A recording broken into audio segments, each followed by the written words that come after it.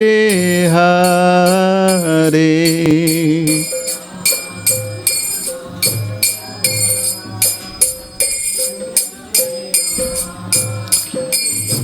Jaya Radha Madhava Kunja Bihari.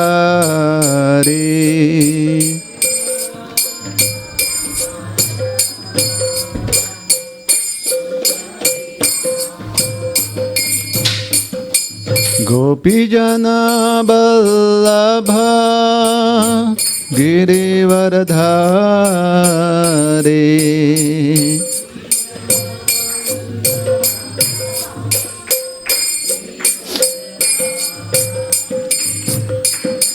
Gopijana Vallabha Girivardhari.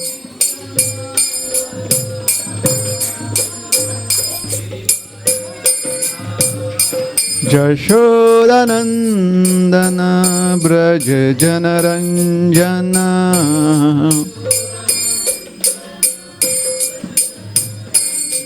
Jashodanandana Braja Janaranjana.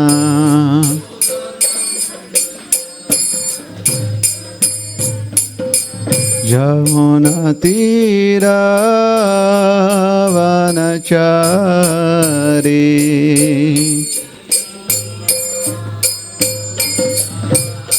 Jamuna Tira Vanachari.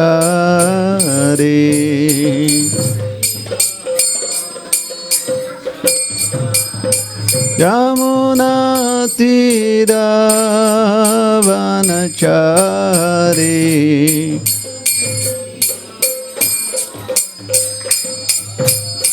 Jaya Radha Madhava Kunja Bihari.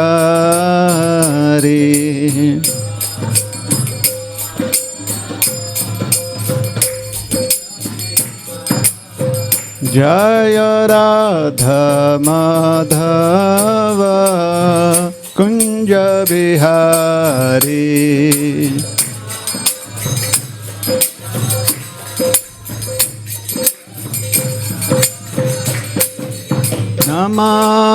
Namah Vishnu Padaya Krishna Prishthaya Bhutale Shrimate Bhaktivedanta Swaminiti Namine.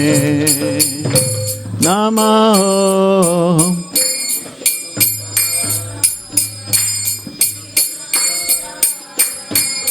Sing.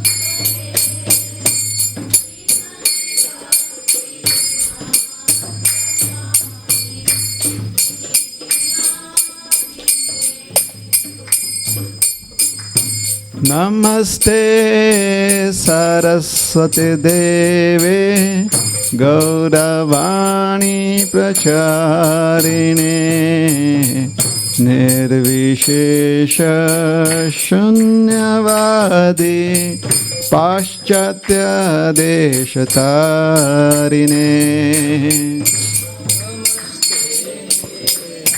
Thank you.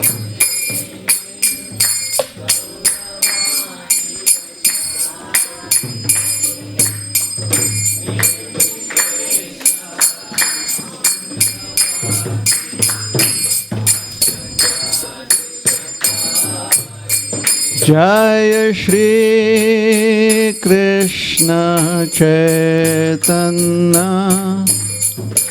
Prabhu Nityananda Shri Advaita Gadadhar Shrivasadi Gaura Bhakta Vrinda.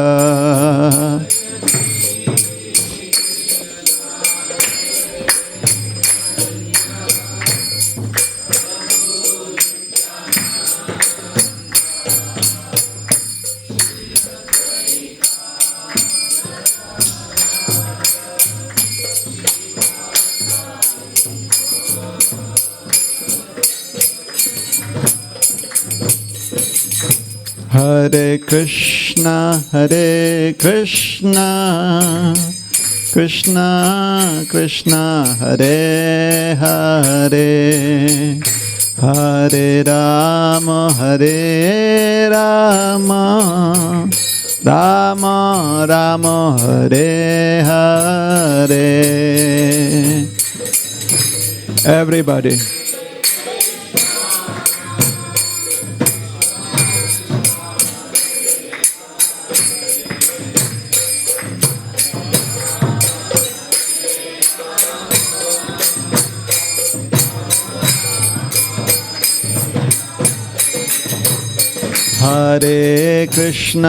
Hare Krishna, Krishna Krishna, Hare Hare, Hare Rama,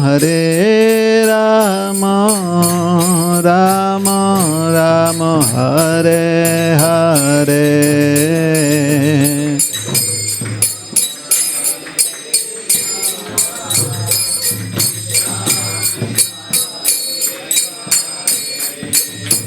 Everyone, please do kirtan.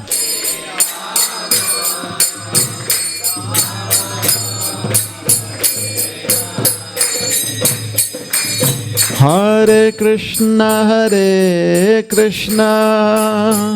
Krishna Krishna, Hare Hare, Hare Rama, Rama Rama Rama, Hare Hare.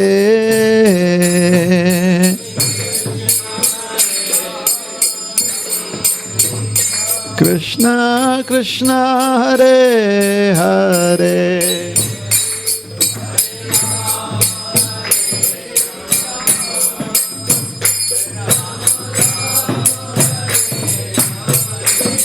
Hare Krishna, Krishna Krishna, Hare Hare, Hare Rama, Rama Rama, Hare Hare.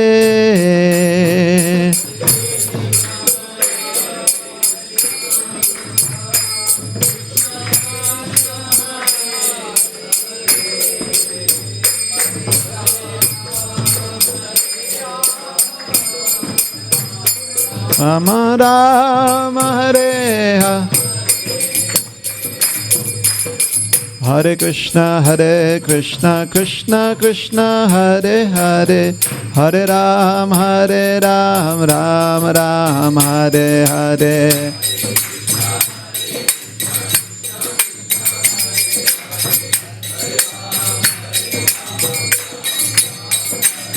Oh, Hare Krishna, Krishna Krishna, Hare Hare, Hare Rama, Rama Rama, Hare Hare.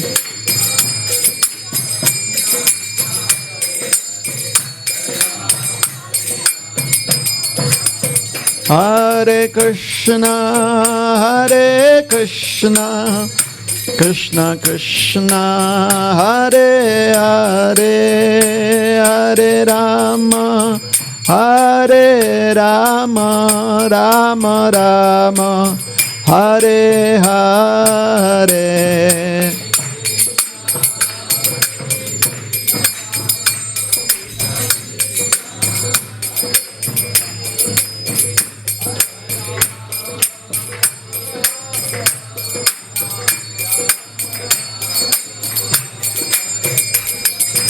Jaya Prabhupada,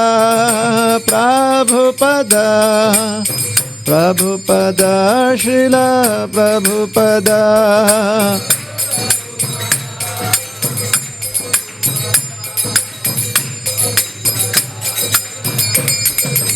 Prabhupada.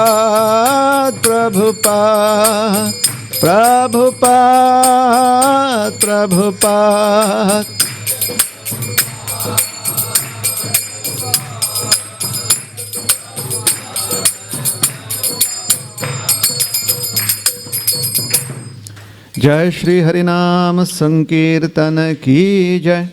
Srila Prabhupada ki jai. Ananta Koti Vaishnav Bhakta Vrinda ki jai. Jai Nitai Gaura Premanande Hari Hari Bol. All glories to the assembled devotees. All glories to the assembled devotees. All glories to the assembled devotees. All glories, all glories, all glories to Shri Shri Guru and Gauranga.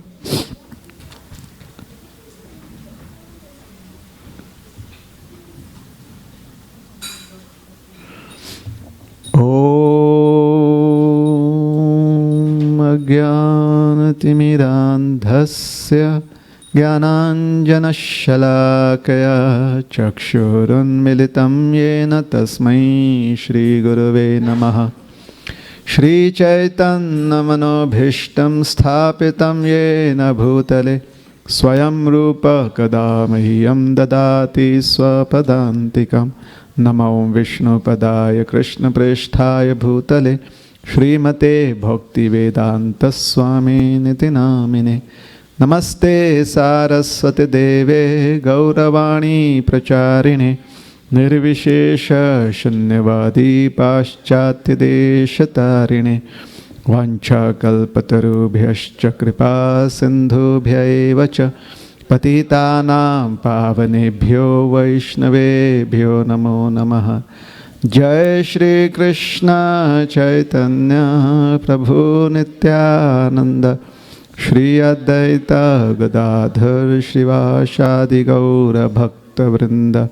Hare Krishna Krishna Krishna Hare Hare Hare Rama Rama Rama Hare Hare.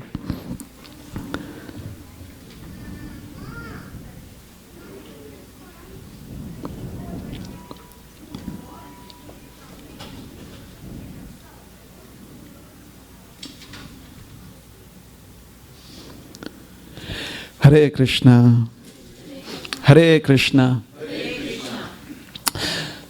So yesterday we discussed something about envy, which is our topic for discussion for the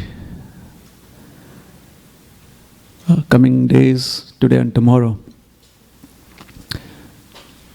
We discussed about a gentleman who had received a benediction from Lord Shiva, but at the end of it all, he was left with just one eye, one leg and one arm, because he wasn't happy that along with him getting his blessings, his neighbor was also getting blessings.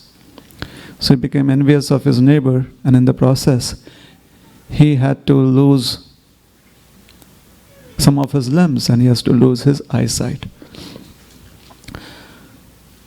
So envy is troublesome to others and it causes a lot of torment to oneself. And then we explained, or we were narrating the pastime of Lord Chaitanya from the Chaitanya Charitamrita, where he had gone to Gaya, and having returned from Gaya, he was a transformed person.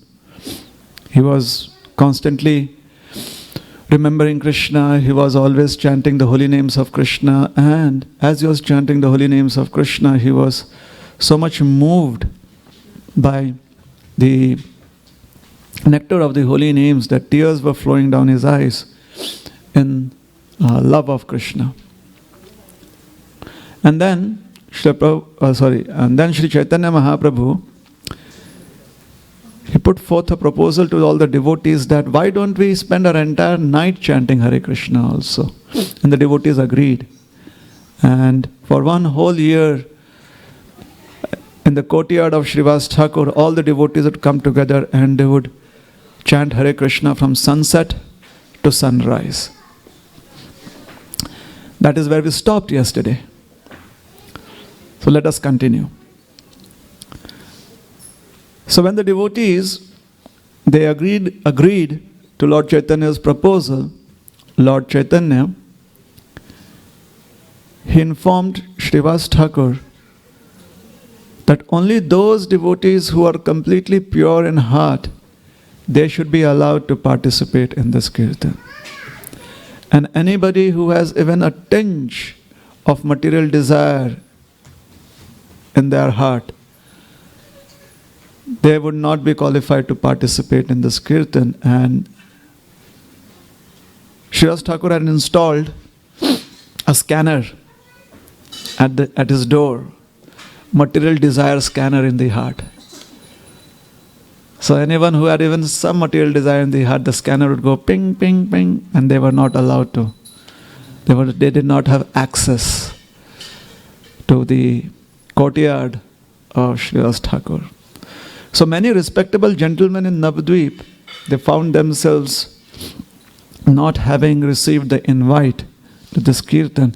And because this kirtan was organized by, in this kirtan, Sri Chaitanya Mahaprabhu himself was participating, and all the great names in Navadvip like Advaita Acharya and Srivas Thakur and Murari Gupta, Vakreshwar Pandit, these were very famous personalities in Navadvip. Since they were all there, so it became the event of the town, of the city of Navadvip. And many of the gentlemen who had not received the invitation to this kirtan, they felt a little unhappy. But those who were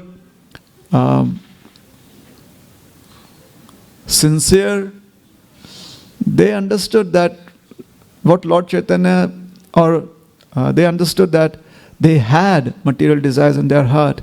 And although they were unhappy for not being able to participate, they did not really make it an issue.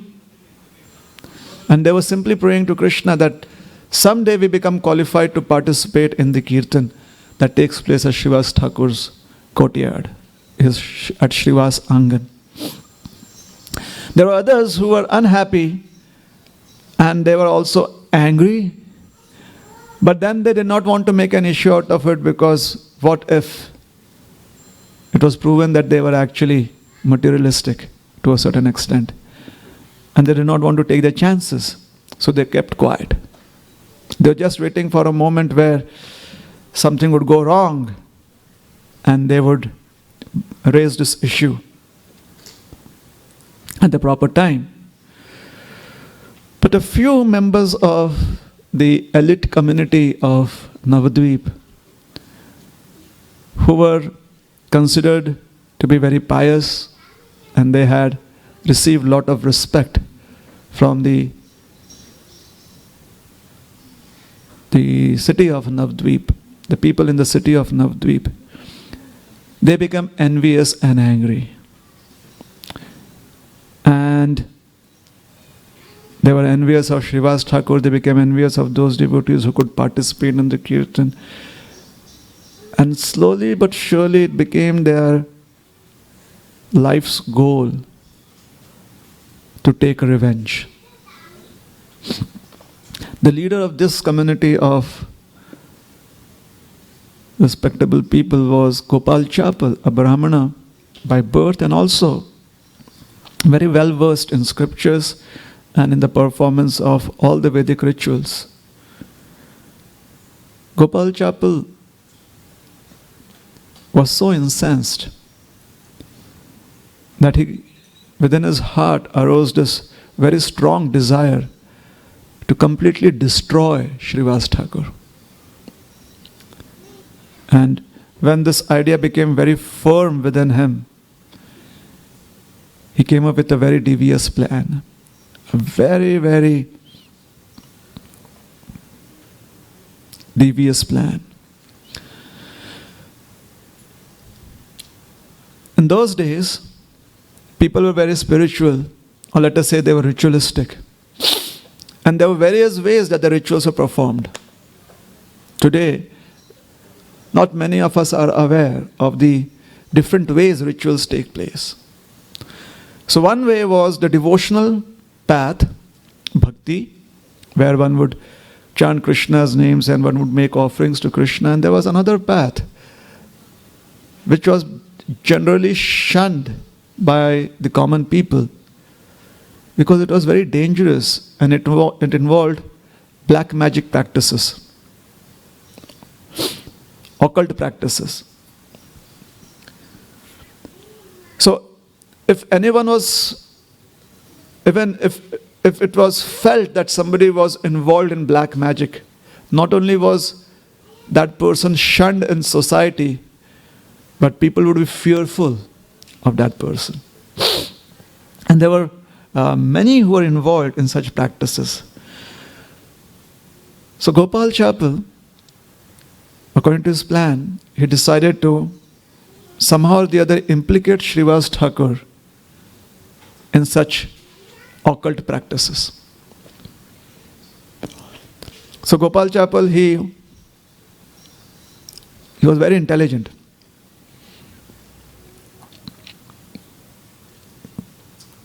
He created a fake profile online. And then he got a credit card in somebody else's name. And then he went shopping online on blackmagic.com. And he got all the paraphernalia that one uses in such practices. He was very careful not to leave any digital footprints that could be traced back to him. And finally, when he had all of that, then he called up the local TV channels and he told them, tomorrow at sunrise, you shall have the story of your lives. And he gave them the location, the coordinates, and he told them, be there. He knew that every day Srivas Thakur at daybreak would open the door to his courtyard and let the devotees out personally, and he would thank them. So his plan was that he would put out all of this paraphernalia right outside the door of Srivas Thakur. And as Srivas Thakur would open the door to his courtyard and step out to let the devotees go back to their homes, he would be right there in the middle of all of that paraphernalia. And that would be captured on camera and it would be sent to all the TV channels. That was his plan. His plan was that once and for all, having implicated Srivas Thakur through his devious plot, Srivas Thakur's names would be wiped out from all the pages of Vaishnava history. So, according to his plan, he laid out everything in front of Srivas Thakur's door. And on the dot, at daybreak, as the sun was rising, the Sankirtan came to an end. Srivas Thakur opened the door and stepped outside, and he was right there. And at that moment, Gopal Chapel, who was shooting everything on camera, he zoomed in onto Srivas Thakur's face, close up. And what shocked him and completely amazed him was that Srivas Thakur his facial expressions did not change at all. It wasn't as if suddenly he found himself in a situation which was very difficult and there was fear on his face or concern on his face. Srivas Thakur was exactly the same as if he was in the middle of a beautiful kirtan. And then to his greater surprise, Srivas Thakur called out loudly to all his neighbors. And he said, come one, come all. You offer me so much respect, considering me to be a great devotee. But I am not a great devotee. In fact, I am a hypocrite. And here is proof. Please come and see. Now Gopal Chapel wasn't expecting this. So he immediately stopped recording. The neighbors all came out. And when they saw Srivas Thakur standing right there with all of those paraphernalia, they felt so bad. They felt that Srivas Thakur had been wronged so much that with tears of repentance they came up to Srivas Thakur and with folded palms they spoke, "Please forgive us. We have no idea who would come up with such a horrible plan to try and implicate you. We know who you are. This is all a very devious scheme. On behalf of the entire town of Navadvip, we seek forgiveness from you." You see, it is natural for everyone to understand goodness. And even if seemingly one becomes implicated in a plot, people are not fools. The Paramatma within their heart inspires one to follow the path of truth.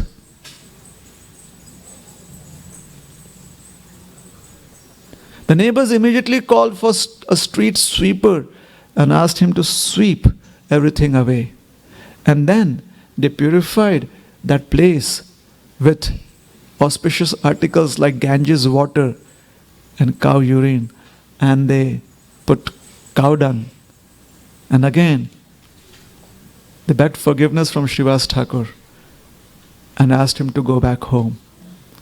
The entire matter was forgotten. Nobody even brought up this discussion ever.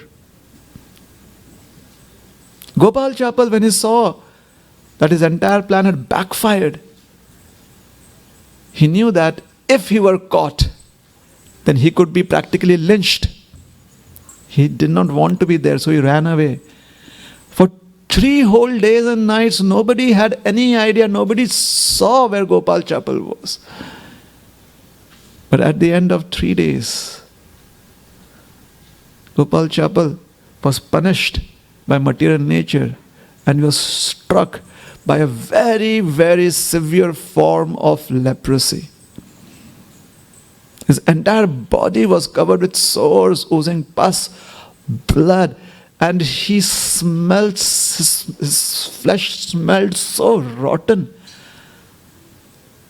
that people just stayed away from him. And seeing all the open sores and understanding that he was afflicted by leprosy, they were so concerned that this could be contagious that they threw him out of the village. And Gopal Chapal, he lost his status in society, he was thrown out of his community, he lost his wealth, and he was suffering miserably from an incurable disease. He suffered like that for days on end. And one day, Sri Chaitanya Mahaprabhu happened to be passing down the path on his way to the Ganga. Gopal Chapal was there by the side of the road. And when he saw Sri Chaitanya Mahaprabhu with his maimed hands folded together in supplication, he begged Sri Chaitanya Mahaprabhu, "Sarvaloka uddharite tomara avatara, mui bado dukhi more karaha uddhara." Gopal Chapal said, "My dear Lord, you have appeared in this world to liberate everyone. I am suffering very much. Kindly liberate me from my suffering." Srila Prabhupada, he makes a very pertinent point in his purport. He says, Gopal Chapal was suffering from the reactions to his act. Still, he could understand that Sri Chaitanya Mahaprabhu was the Supreme Personality of Godhead. The point being that in today's world it is so unfortunate that many people in the world, many people in society do not understand this magnificent, munificent incarnation of Krishna, Sri Gauranga Mahaprabhu. It is so very unfortunate. Gopal Chapal, despite his envy, he was fortunate that he could understand that Sri Chaitanya Mahaprabhu is the Supreme Personality of Godhead. And he not only could understand that she is Krishna himself, he could also understand his potency. He knew what was the potency of Krishna. There was a little girl. It was Christmas. And she had her tree waiting for Santa Claus, putting up the stockings. And she wrote on a piece of paper what was her desire, and she put it in the stocking. But as she was putting it in the stocking, in a very loud voice, she read out what she had read. "Oh Santa Claus, please let me have a red bicycle, a new red bicycle." So her mother, who was right beside her, said, "My dear, Santa can read. You need not shout out in a loud voice."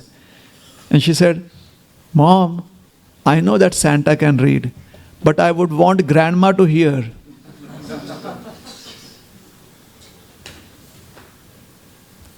Because she was the one who was, the girl knew that it is grandma who's going to give her a bicycle. The point being, Gopal Chapal knew the potency of Sri Chaitanya Mahaprabhu. He knew that Sri Chaitanya Mahaprabhu had come to save the entire world. And he was seeking mercy from Chaitanya Mahaprabhu. With folded hands he said, "Mui bado dukhi more karaha uddhar. Please liberate me from this suffering. I am suffering so much." Chaitanya Mahaprabhu became angry.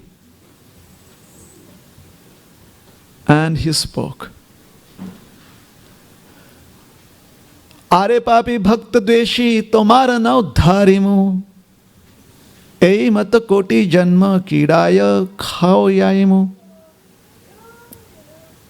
Chaitanya Mahaprabhu said, "O sinful personality, one who is envious of my devotee, I shall never ever liberate you. Bhakta dveshi tomara na uddharimu. You are envious of my devotee, I will not liberate you." Now please try and understand this. Krishna is the Supreme Personality of Godhead. However, when he offers his mercy, he has certain conditions attached to it. The same Krishna, when he comes in the mood of a devotee of Sri Chaitanya Mahaprabhu, he offers his mercy to one and all, without any conditions attached. Now this incarnation, Sri Chaitanya Mahaprabhu, when he makes a statement, "Tumara na uddharimu," what is the hope? And as of yet, Nityanand Prabhu had not joined Chaitanya Mahaprabhu in this episode at least. Yes? So we cannot say that, "Oh, Nityanand Prabhu would save him." We can't say that. Chaitanya Mahaprabhu has made an absolute statement. "Tomara na uddharim." So, should we believe that in our Vaishnava theology also, Krishna is an unforgiving God? Because it seems so. At least there is a statement here. And we cannot be like the ostrich and hide ourselves from trying to seek an explanation to such statements.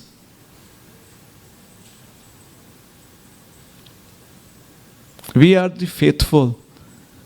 Our faith demands that we express solidarity with Sri Chaitanya Mahaprabhu. But does that mean our faith is blind? That should not be. Many times, Krishna, who has given us this intelligence, expects us to use that intelligence to understand his heart, to understand the hidden meaning in his statements. That is where the words of the Acharyas are very helpful. Hence, Krishna consciousness seemingly appears to be an individual effort, but actually it is an effort where one is dependent on the mercy of Guru and Krishna.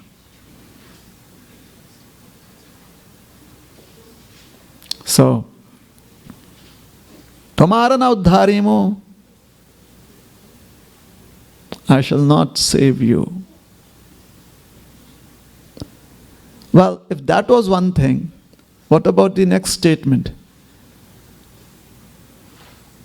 Koti janma ei mata, lifetime after lifetime, in a similar manner I shall, Hare Krishna, Hare Bol Prabhu. In a similar manner I shall punish you, having your body bitten by worms in every lifetime. Eternally punish you. Koti janma ei mate, lifetime after lifetime. In a similar manner, like you're suffering right now, I shall make you suffer again and again and again. Does it mean that sometimes Krishna also goes to the extreme? And somebody should tell Krishna, my dear Lord, samadhi sthasya Keshava. You should be equipoised in samadhi. Be a sthita pragya. 6th chapter Bhagavad Gita. Maybe somebody should tell him in this moment. My dear Lord, please forgive us for. So, does that mean that Krishna can really show extreme behavior? Then how do we understand? Right now it seems that not only is he an unforgiving God, he is also a God that curses, a cursing God. Does that fit into a Vaishnava theology? Yes and no. Yes, because Krishna can exhibit, because he's so powerful. I mean, if an ordinary living entity can curse, Krishna is the Supreme Personality of Godhead. Doesn't he have the ability to curse? But just because one has an ability does not mean that one should be using it. And that is where he is different than an ordinary living entity. Just because Krishna has the ability to destroy everything doesn't mean that he destroys. He simply asks Lord Shiva to do it.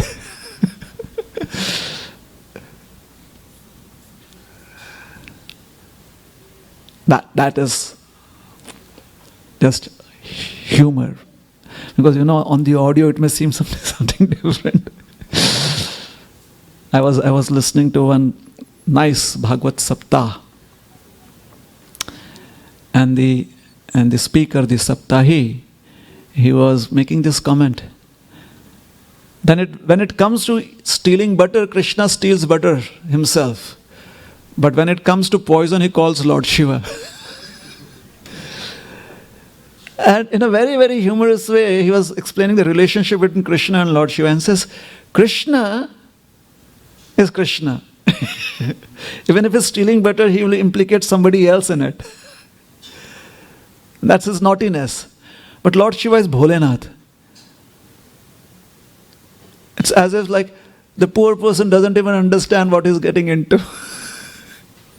So Krishna called upon Lord Shiva when the poison came out of the churning of the milk ocean. And Krishna said, my dear Lord Shiva, look at all the living entities, they are suffering so much. And Lord Shiva said, oh, they are suffering? All right, let me help them. And Krishna said, yeah, that is what I want you to do. And he glorified Lord Shiva's compassion. It's a beautiful relationship. Anyways, I'll come back to Chaitanya Charitamrita. Aimati koti janma kirai khao yaimuk. I am going to have you bitten by worms lifetime after lifetime and suffer. Perpetually suffer. Srila Prabhupada, there are many verses in Chaitanya Charitamrita that do not have any purpose to it. But here Srila Prabhupada makes a very wonderful comment to explain how one must understand the deeper meaning that is there in these statements. And this is Vaishnavism. This is where, by the mercy of the Acharyas, through their writings, through their realization, an entirely different world, a world that is beyond our perception, is revealed to us. And we find ourselves actually able to comprehend what is happening. This is a miracle. People expect miracles in different ways. But a miracle where we are able to understand a world beyond our perception. That is a miracle. And how do we understand it? By the mercy of Srila Prabhupada, when he made such great efforts in writing his purports. People speak this way and that way about Prabhupada, oh, his purports are from this book and that book. Whatever it is, we are not arguing upon that. What we are definitely, we want to express is our eternal gratitude to Srila Prabhupada, that he gave us this entire Vedic concept, which is so very profound. He offered it to us pre-digested, like baby food. So Srila Prabhupada, he writes in his purport, the first point that he makes in his purport is, all the suffering in this material world comes from a past sinful activities. All sufferings in this material world comes from a past sinful activities. Period. And then he says, when the living entities are suffering, they approach Krishna. And they request Krishna to alleviate their suffering, alleviate them from this pain, from their suffering, to take away their suffering. It is but natural in this material world that when one is suffering, one seeks shelter, but when one is free from suffering, one thinks that one is happy, and therefore one feels that there's no need of shelter. Everything is all right. Once a disciple met his spiritual master, and his spiritual master asked him, "How are you?" And the disciple said, "Guru Maharaj, I am suffering very much." And the spiritual master said, "Very good. If you had told me that I am all right, then I would be concerned." Now, because you are honest, therefore, take shelter of Krishna's holy names. So, we approach Krishna.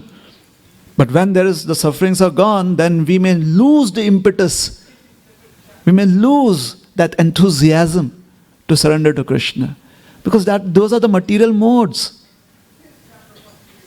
As soon as one is a little free from suffering, then those material modes make us feel that all right, life is good, everything is okay now. Like in Chaitanya Bhagavat, it is explained that when the people of Navadvip, they would hear Sridhar Kolavich chant loudly throughout the night, and their sleep would be disturbed, they would come to the compound wall, that separates their property from Sridhar's property. They would look over it and they would say, "Sridhar, just go to sleep. If you chant so loudly, the sound of your chanting would go right across the universe into the causal ocean. And there, Lord Mahavishnu is sleeping. It will wake him up. And if he awakens, he'll be very angry and he'll destroy the entire world. So don't chant loudly, otherwise Mahavishnu will get angry. Nice justification.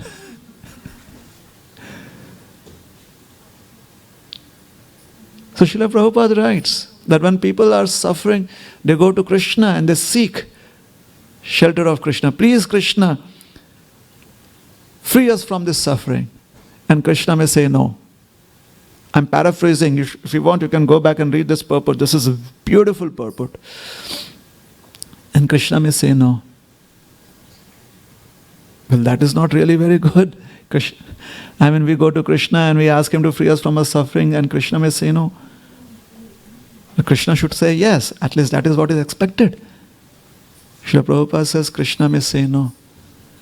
We have come to Krishna and we are seeking Krishna's mercy that he free us from our suffering.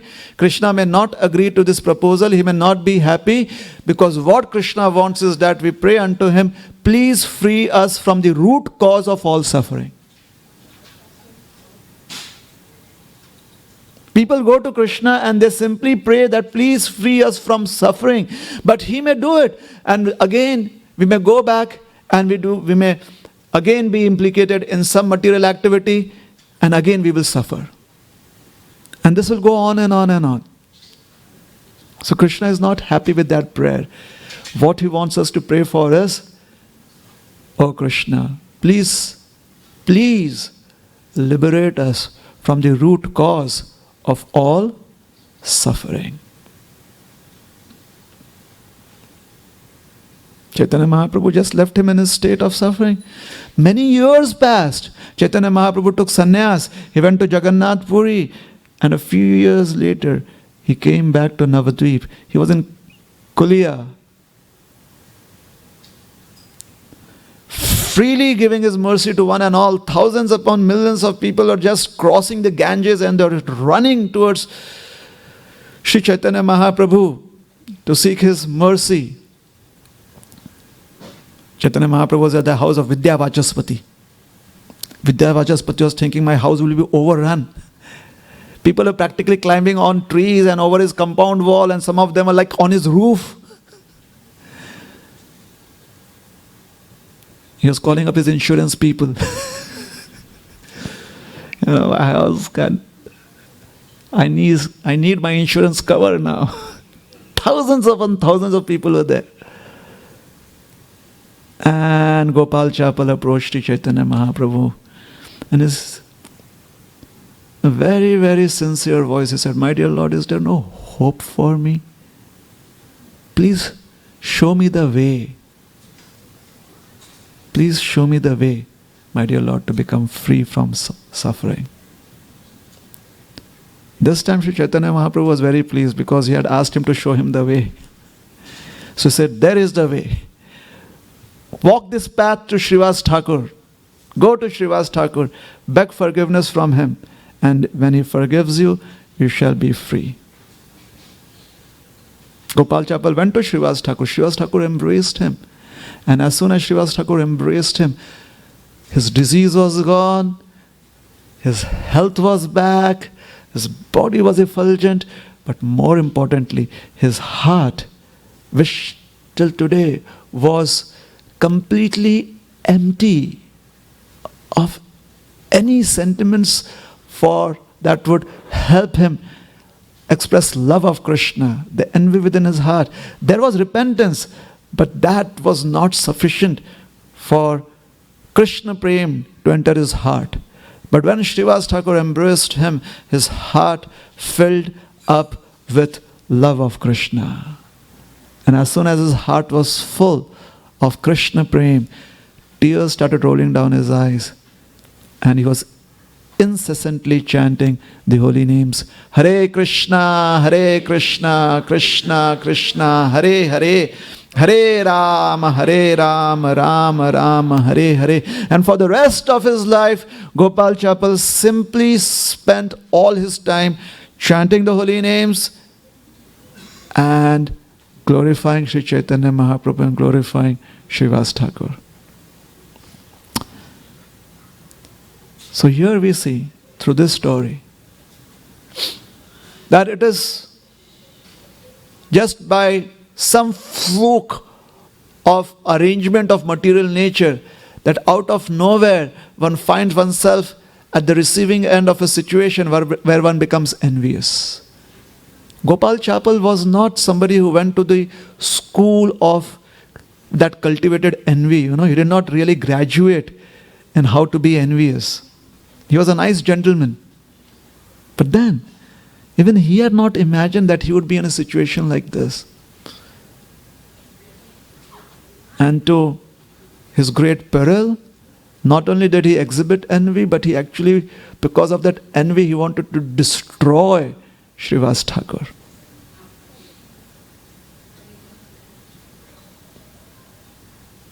However, Sri Chaitanya Mahaprabhu, the path of Krishna consciousness, the holy names of the Lord, and the devotees of the Lord, they are the hope in this dark age of Kali.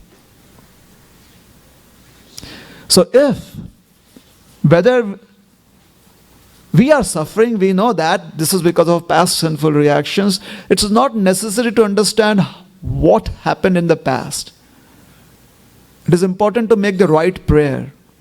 And the right prayer is, Krishna, please show us the way where we can become free from the root cause of all suffering.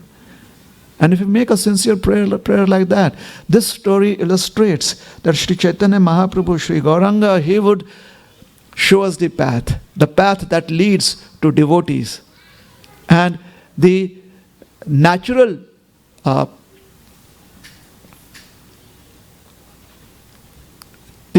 tendency of a devotee is that they embrace everyone.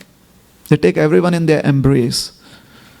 And when we receive the embrace of a devotee, their heart is full of Krishna. And this Krishna prem that overflows from their heart, it fills up our hearts, and the envy is washed away. That envy is washed away.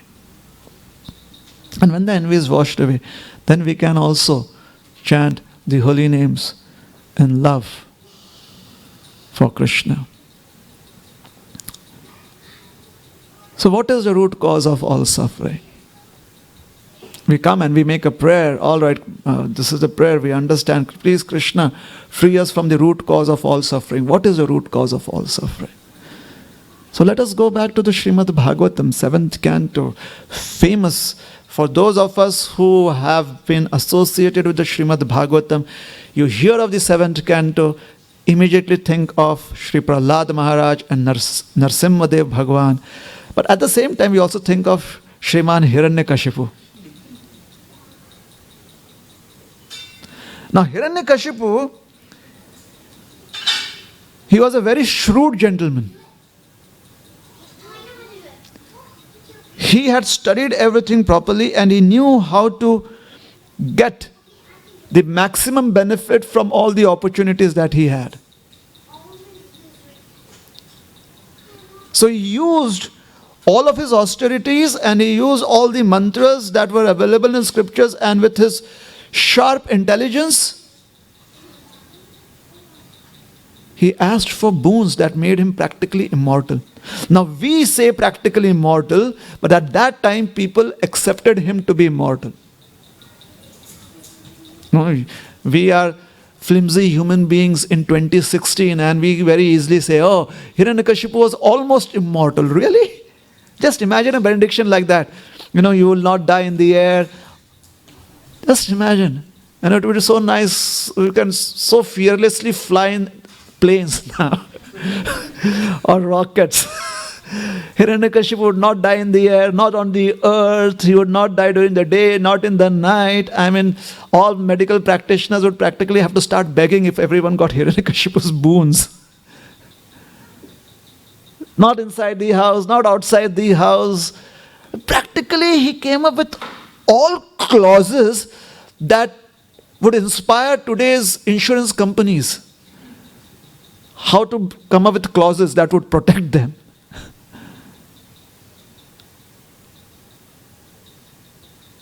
And everyone, Hiranyakashipu was immortal.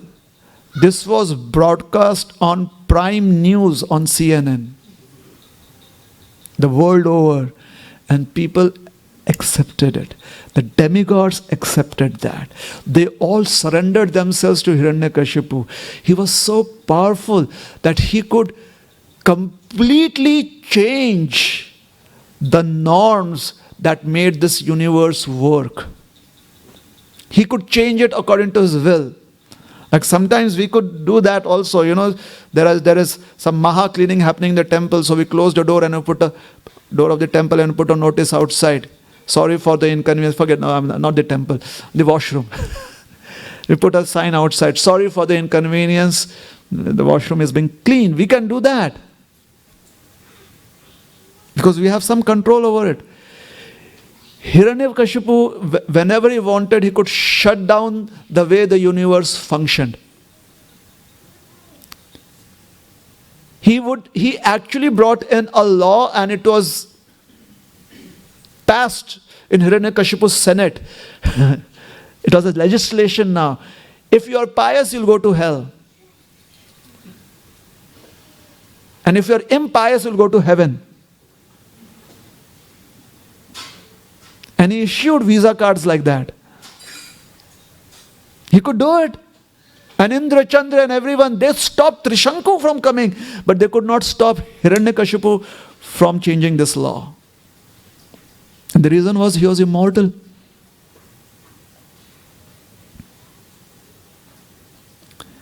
And Prahlad Maharaj, when he was having a discussion with his father, in their discussion, or before that, everyone believed that Hiranyakashipu is immortal. Everyone except Hiranyakashipu himself. Everyone else except Hiranyakashipu himself. Hiranyakashipu's entire life's goal was not to be immortal. His life's goal was to enjoy forever, and for that he needed to be immortal. He just wanted to enjoy eternally without any hindrances. He wanted complete enjoyment right now, forever. 100%. That was his plan. And he knew that if he could become immortal, then there is no fear of death. And when there is no fear of death, there is no loss that one will suffer from ever in life. This is a very important point. If one can overcome death, one overcomes any situation where one could be at a loss. Because death is what actually, it is the progenitor of all losses.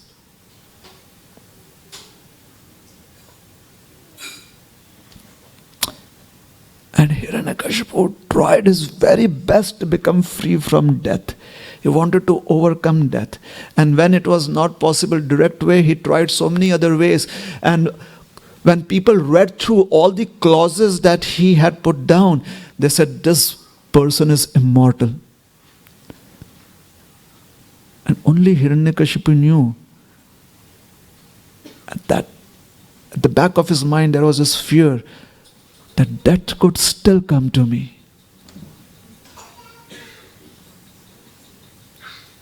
And why was he convinced of that?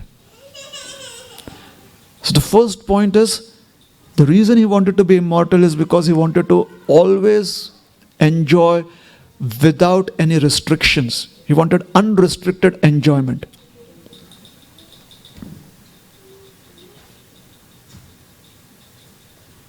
And then, even when the entire world had accepted his immortality, Hiranyakashipu himself had the fear because he knew that death could still approach him. And what is death? Death is nothing but time. And it is time that brings in losses and gains. Although Hiranyakashipu had so much of power that he could actually regulate the way the universe functions, he knew very well that he had no control over time. He had control over time to a certain extent, in the sense he could decide what the weather would be. If, according to universal time, it was supposed to be summer, Hiranyakashipu would want rains, or he would want snow in summer, and it would snow. And because that was what was happening, people started changing their calendars, saying that this is winter and that is summer. But Hiranyakashipu knew that although he had brought in this change, he could not influence time in its act where it destroys everything. Time would still bring the day to an end. Time would still bring in night. Time would still bring in the changes that seasons bring in. If it was winter, the leaves would fall. Time would still bring in these changes. Time would make the water freeze in winter.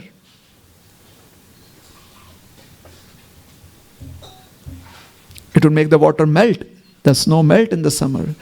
Time brings in these changes. Time is the ultimate destroyer. Hiranyakashipu very well knew that, and he hated time. Because it was time that created a fear within him that I will not be able to enjoy. And Hiranyakashipu could easily do his maths. He knew that time means Krishna. Time is Vishnu. And his entire life, he simply was looking around for Vishnu because he wanted to kill Vishnu. Time for him was subtle, but Vishnu was someone that he could actually hold on to. And therefore he spent his entire life searching for Vishnu so he could kill Vishnu. If he killed Vishnu, he would kill time. And once time was gone, there was no longer any death for him. He would eternally enjoy in this material world. That was his plan. That was his hope. And when the discussion took place between Prahlad Maharaj and his father, Prahlad Maharaj said, "My dear father, the way your intelligence functions, the way you think, it is not possible for you to be convinced by anyone that material enjoyment cannot satisfy you. You have sucked out the very juice out of this material world. It is sucked dry. You've tried to enjoy this material world to such an extent. There's nothing remaining in it. Punah charvita charvananam. My dear father, you're sucking on canes that do not have any juice in them, but still you have a hope that I can extract another drop of enjoyment. I can extract another drop of juice out of this completely sucked out dry sugar cane. I can do that. That hope is there in your heart, my dear father. And as long as that hope is there, Matirna Krishna Parato Satova, nothing can ever convince you that simply by surrendering unto Krishna one can overcome death. You will not be convinced. So what is the root cause of all suffering? It is this hate towards time, which manifests as envy towards Krishna. And why do we hate time? Because we know time will bring our enjoyment to an end. And despite having understood that the material world is not the place where the living entity will be comfortable, there is still some hope that the next drop of material enjoyment will have some nectar in it. And this hope for material enjoyment is the cause of all suffering.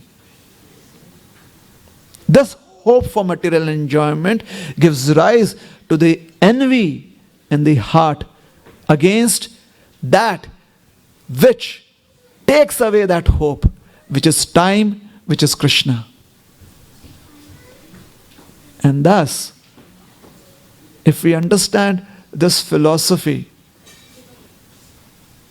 it becomes easy to actually take shelter of Krishna, because there is no way that we can become free of this envy.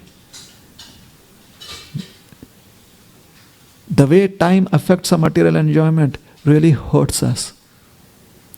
And the kind of hope we have in trying to enjoy this material world is mind-boggling. We still have plans how we can succeed in getting some material pleasure, this way or that. Ekadashi day, people are fasting, and sometimes on Ekadashi, it is so very torturing to see what wonderful dishes the kitchen comes up with. It's like a torture. Jai Shri Shri Radha Neela Madhav Bhagwan ki Jai, Shri Shri Jagannath Baldev Subhadra Maiya ki Jai, Sitaram Lakshman Hanuman ji ki Jai, Shri Shri Nitai Gaur Chandra ki Jai. But the hope that I can still enjoy the Dwadashi Kheer makes us tell the devotee, please keep one bowl for me tomorrow at fast breaking time. And we'll justify it as Krishna Prasad. One should be greedy for Krishna Prasad. The hope for material enjoyment. If we were really sincere in Krishna consciousness, then we would believe that tomorrow if I have to have kheer, Krishna will arrange kheer for me. But because there's maybe some hope for material enjoyment, the idea creeps into our mind, oh, if I'm not careful, then time in the form of devotees will finish off all the kheer. Those who are not fasting would finish off all the sweet rice. So let me ask my best friend, keep some for me. Sometimes we may go to an extent where we actually have a safety locker for it. Where we can store our kheer for next day. And oh my God, that day the chanting is really good. Because we go rapid fire chanting. 16 rounds are done. Before the Dwadashi, Parana Samay, and then we run before anyone else. Everyone else is going to break their fast by having some Anna Prasad. We break our fast by going to the locker. But it is still Ekadashi food. So that hope for material enjoyment, it's so mind-boggling. Maya Devi is so powerful.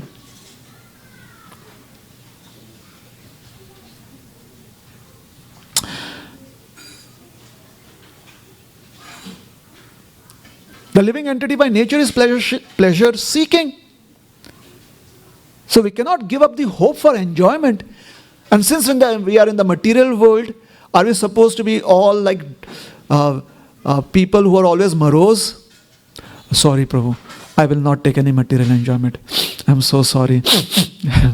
Should we always go on crying and we always be morose and like always suffer because, oh, look at all the karmis, we use that word. Look at them. They're enjoying so much. But I, by my intelligence, understand that this is not enjoyment, but my lips are really watering. What can I do? That is not enjoyment. Don't look at it. Take your eyes away from it.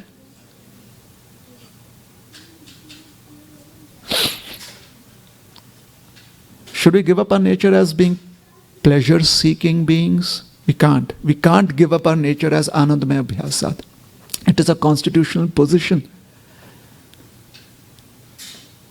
But the entire material universe is arranged by Krishna's Mahamaya potency in such a way that we are convinced that the only way we can be happy is when we seek pleasure independently. A wife like after 20-25 years of her marriage, is gifted a present on her birthday by her husband. A big flat TV screen, What is a good size at home? 20 mm? 30 mm? 35 mm? How much? Sorry, 20 inches? 72 inches? A 72 inches flat screen. And she's so excited. Oh my God, my husband really has some feelings for me. He got this new TV screen for me. She calls, that day she's in like on the 7th cloud or something. The 7th heaven, 9th cloud, or something like that. Cloud 9 in 7th heaven. And 2 days later on, she calls up her best friend and she says, you will never believe what happened. I've been always complaining that my husband never even notices me. Today, you know what happened? 2 days ago, he gifted me this amazing present. And she said, what is it? This huge screen, TV screen. Oh, so now you must be watching all the, serials, commercials, whatever. She said, no, actually I'm so busy in the kitchen I never get to watch. Then who watches the TV? My husband. He's always watching football on it. Right? So we are pleasure-seeking beings, but we want to find our pleasure independently. And even when we share it, it is with some selfish motive. There is always a selfish motive. Now, being selfish is all right as long as we know what our self needs. That is the only time when being selfish is all right. Otherwise, it is really troublesome. When we do not understand the needs of the self, then the selfishness is going to be expressed and it is troublesome. The concept of selflessness is where we understand one's real selfish needs. That is selflessness. And we'll explain it. What is real selflessness and what is actual selfishness? Both are similar. They are synonyms from the spiritual point of view. So we always seek pleasure independently. And that is the influence of the modes of material nature. Now we have surrendered our consciousness to the 3 modes. So we will be exhibiting whatever the modes make us go through. Karyate hi avashah Krishna. Sarvair prakriti jair guna.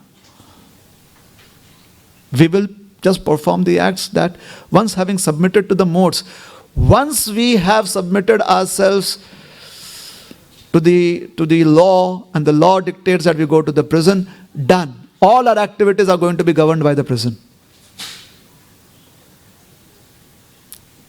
Whether to submit ourselves to the prison or not, till then we have our independence. Once we have submitted ourselves to the prison by breaking the laws, finished. We are still alive, we still do our activities, but all activities are governed by the prison laws. So,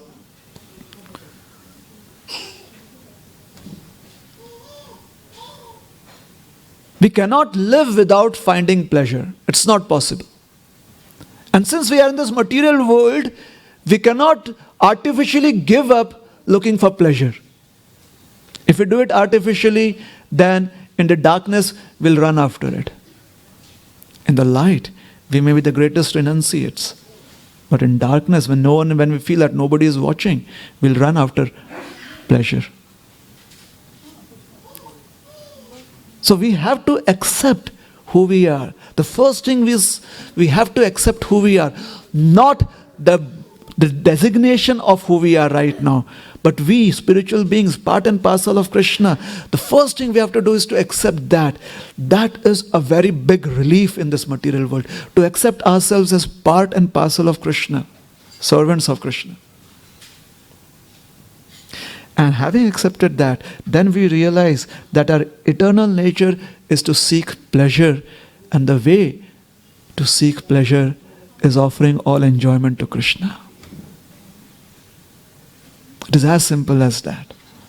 The way to seek pleasure is to offer all enjoyment to Krishna in this material world and beyond this material world also. Specifically in this material world, because this material world has so many distractions that constantly stimulate us to enjoy independently from Krishna. So especially in this material world, we have to be constantly alert that we are offering all enjoyment to Krishna. And Srila Prabhupada, he explains this very nicely by giving an example, because if we just leave this as it is, like offer all enjoyment to Krishna, it seems as if this is such a tedious lifestyle. Give everything to Krishna. What are we supposed to do? Give everything to Krishna. Are we like those coolies? What are coolies called? On the train station in India, you have the people who help you with your luggage. Porters. Should we simply be porters? And Srila Prabhupada gives a wonderful example. He says, a child is desirous of eating candy. So he egging his father, candy. And finally the father gives in and says, okay, here, have this candy. The child, and his childlike manner, or also maybe some childlike intelligence, whatever it is, one can never understand. So the child opens up the candy wrapper, and then before he actually has a candy, he turns to his father and says, you have it first. Now the dad is not a candy man, it's not. But the son is persistent. No, first you have it. And finally what does the father do? Take a little lick of it. And then the child says, now I'll eat the rest. So in the material world, Srila Prabhupada has explained that this is how we get our enjoyment, and at the same time we are not implicated in karma, to offer everything to Krishna and be sure that Krishna only takes a lick. Be assured of that. He's not hungry for our candies. But he gets very much impressed when we persistently offer everything to him. He says, oh, my child loves me so much, just let me take a lick. And that is all he does. He just has one small lick. And the rest is for us. So, want to be selfish? This is selfishness. Want to be selfless? This is selflessness. Selflessness means offer everything to Krishna. But inherently we are selfish, because we know Krishna is going to just have a lick and everything is going to come to us. So why not be intelligent like that? Nate vidu swartha gatim hi Vishnu. That is what Prahlad Maharaj says. We do not understand that our real selfishness is Vishnu. It is in Vishnu. So the root cause of all problems is the hope that there is some material enjoyment for us here, independent of Krishna, day after day. It manifests in the form of envy. Why? Because we know time will bring to an end all our attempts to material enjoyment, and we will constantly fight with time. As long as there is even one hope for material enjoyment. But we will surrender ourselves to time. Like Prahlad surrendered himself up to time. And even though his father tried to kill him this way and that, Prahlad did not fight. Why? Because he was not like his father, trying to punascharvita charvananam, trying to extract one drop more. He was offering everything to Krishna. And this fight against time is what is envy. And we simply accept the influence. Time will not change for us as long as we are in this material world. But a devotee is not affected by the destruction brought about time. A devotee is always happy in the presence of Krishna. And where there is Krishna, the element of time is conspicuous by its absence. So yesterday you asked this question, how does envy come? So this is the understanding. Tomorrow we will address the topic,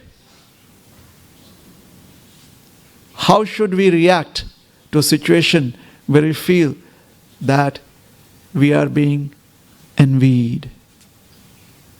What should be our reaction? So thank you very much. Hare Krishna. Any questions, any comments?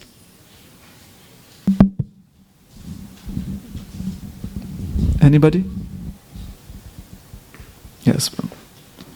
How to be always enthusiastic in Krishna consciousness? Can we wait till tomorrow? His question is how to be always enthusiastic in Krishna consciousness. I'm sorry, the answer should not be can we wait till tomorrow.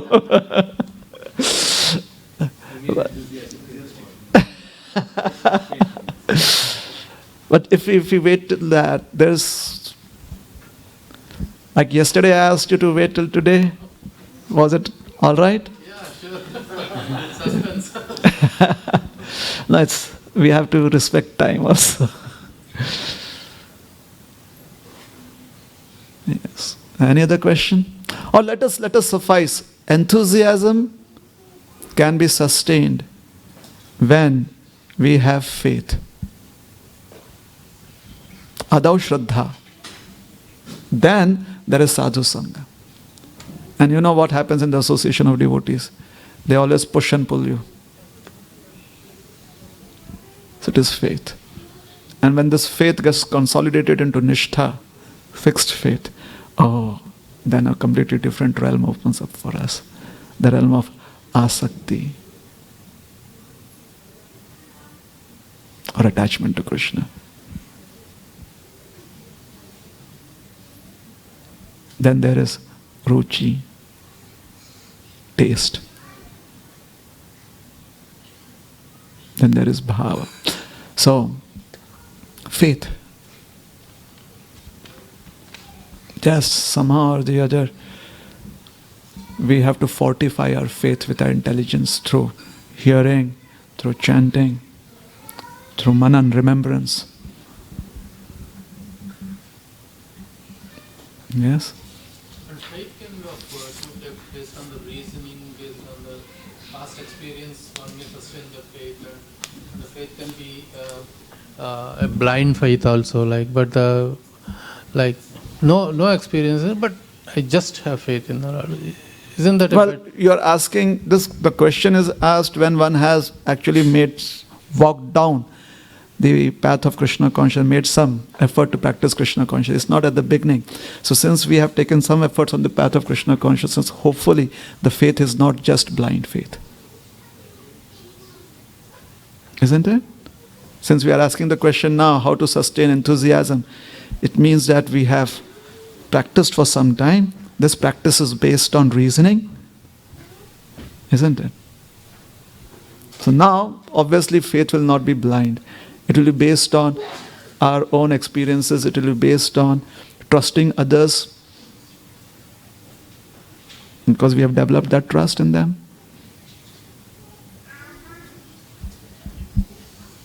All right? Hare Krishna. Any other questions? Comments?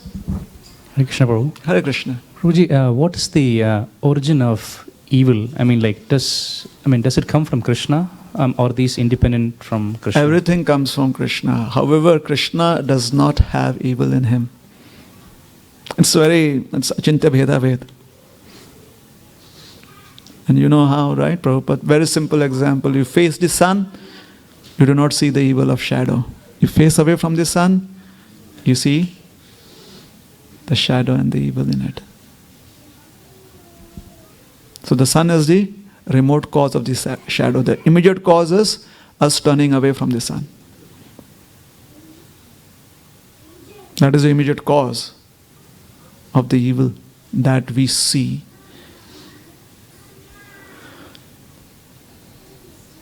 Is that all right? Anything else? Yes, Parth. If somebody is going through a hard time in their life, how do we consolidate them without intellectually telling them that this is because of your Of your past karma? bad- yeah, I mean like that. Yes, that should not be used to convince others. That clause should be used for when we are having a hard time in our lives. Therefore, Srila Prabhupada says, we should understand that all suffering is coming from our past sinful reactions. Very carefully, he has not used the words, you should think that your past suffering is coming from your past sinful reactions. For others, we may try to use another logic. We may say that just as suffering comes on its own, happiness is also come on its own. We did not ask for suffering, it is here. Now, if suffering would come on its own, why wouldn't happiness come on its own? So if we just tolerate and we just allow time to pass, we'll find that the suffering will end and there will be happiness. And what if like they're blaming Krishna that because this is all because of, I mean, a lot of people without really understanding about Krishna well enough, they'll say that, oh, this is all because of God. I mean, people say like that, right? Like, Okay. how do you react to that kind of accusation against Krishna? Well, if they are telling you that, which means they have some relationship with you, so you can say, well, yes, there's not much we can do about that, but is there anything I can do for you? Please let me know what I can do for you. And, at the future time, we will subpoena Krishna.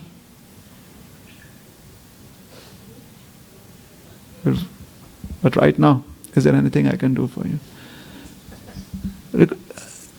It should appear that we are accepting their emotions. At the same time, we should not really do it in a way that they believe that actually we also are thinking that it is Krishna who is the cause. So later on, maybe we'll call Krishna to court. Right now, let us see, is there something I can do to help you? Is that okay? Anyone else would like to comment on that? Any other suggestions in that scenario? No, so everyone accepts it. Thank you very much. Hare Krishna, Srila Prabhupada ki jai, Gaura Bhakta Vrinda ki jai. So tomorrow is my last day, last evening. We'll try to conclude on this topic.